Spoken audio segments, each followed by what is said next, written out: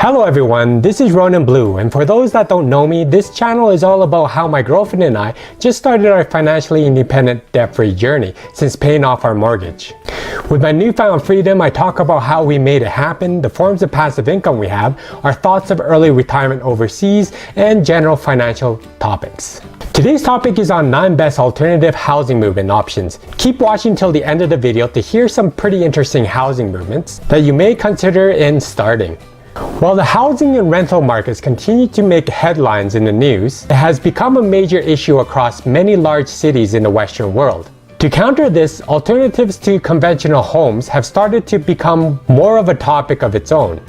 The young professionals of today trying to get by with entry-level wages while paying off student loans and living day to day are in a fragile balance. It's been a challenge in finding living space in large cities like New York, San Francisco, London, Toronto, and Vancouver. The new housing movement seems to be coming along as US millennials are delaying when they purchase homes.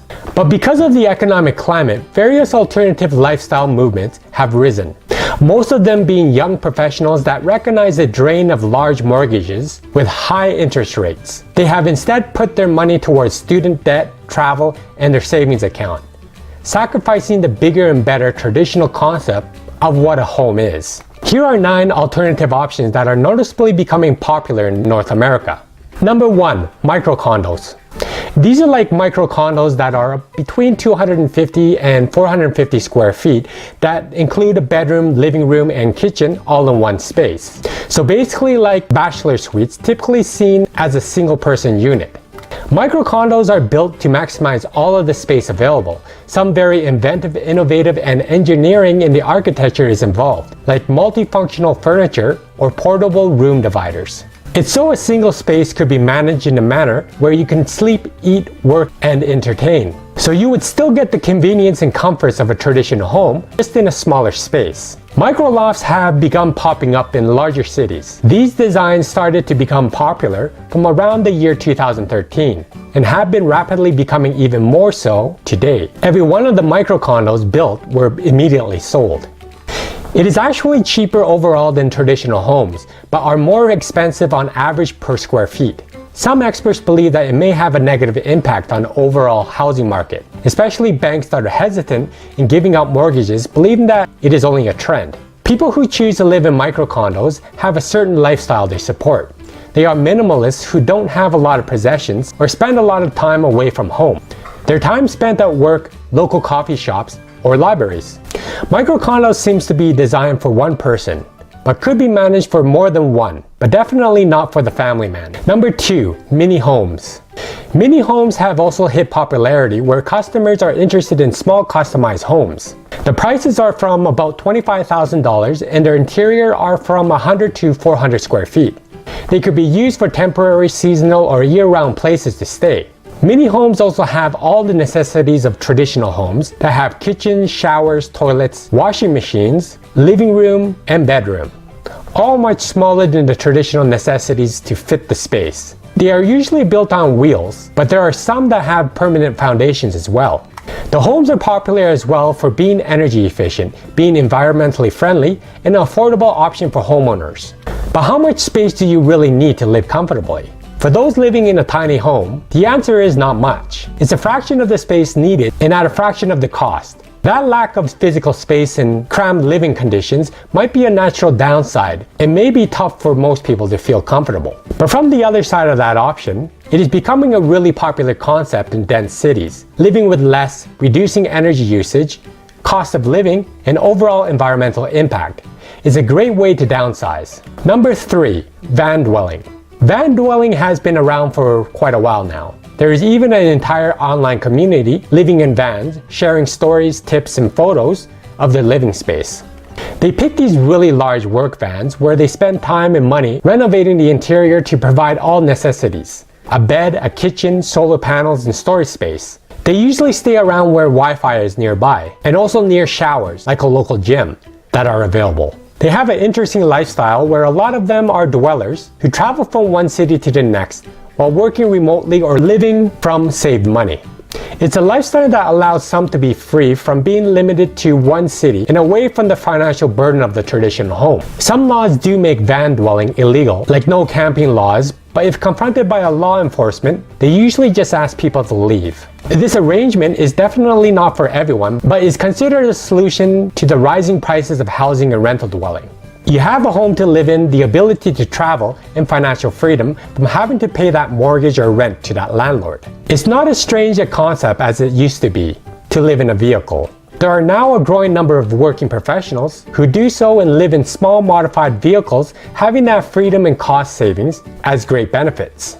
They believe that without a bathroom or shower, there is room to save a whole lot of money, and you can also move your home where you like, not worrying about trailer parks. Hang in there, we are halfway there. Check out some more great ideas coming now. Number 4, Eco Capsule. These are living spaces for at most 2 people.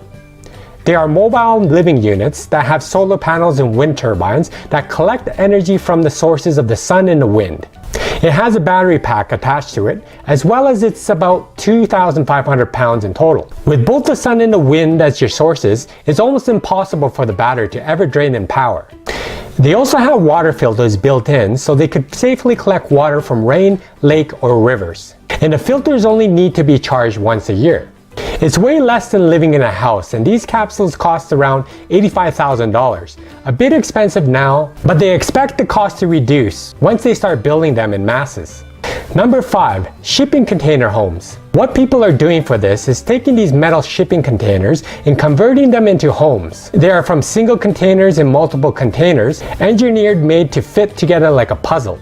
By using shipping containers to build homes, it would be affordable, durable, and convenient, without any extra materials for building. They also have added solar panels and high-tech rainwater harvesting systems, less dependent on how much you want to spend on upgrading the interior. These containers are both eco-friendly and cosmetically impressive, being off-grid and comfortable.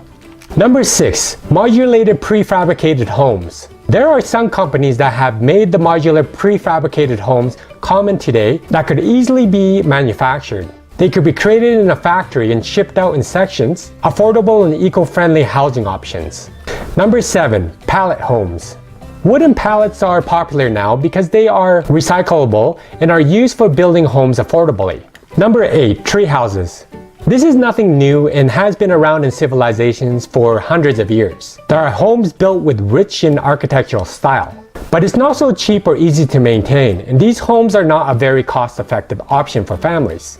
They are usually for vacation getaways or for tourism. They could be extremely eco-friendly, but cost options are the main issue for them. Number 9, communal living, common space floor plan. This is where residents live in living spaces mixed with a community atmosphere and private space. They made it so it's very affordable compared to the traditional apartment. Units in common space rent for $750 to $900 per month, compared to the $1,200 price range of other single bedroom apartments. But it's really starting to gain traction in larger cities like New York City and San Francisco. With all these options available, it would appear that the trend is returning to a simpler way of life, less focused on material possessions. There's also less raw materials and waste, making it a significantly cheaper option. This would mean that homeowners would have more time and money to enjoy life. It is also not for everyone. There is a lot of legal gray areas to deal with as well, which is a major challenge. Connection to the local services such as water, hydro, and internet may not always be available either. There seems to also be a lack of private space or room for children to play for those with children. But living in these small dwellings changes that mentality of wanting that island kitchen unit or that widescreen TV in the basement, and buying stuff slows right down because there's nowhere to put it. It's also about being environmentally responsible.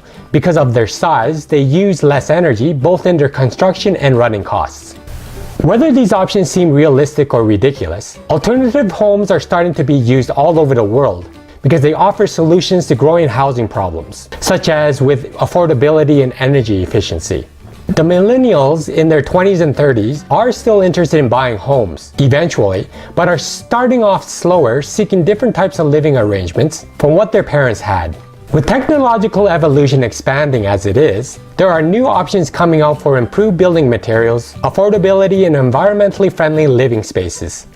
But for now, some of these options may not be the best solution for daily living. But the time is fast approaching where it could become a standard. But there are a huge movement of people that are looking for alternatives to traditional living spaces in North America. And the options are becoming a reality. It's all in how you yourself perceive as a home. Well, tell me what you think of the alternative housing movement and whether you'd like to live in one of these options mentioned. If you like this video, please don't forget to give me a like and subscribe for my further comment here. Thank you for watching my video, and I hope you have a great day and see you soon.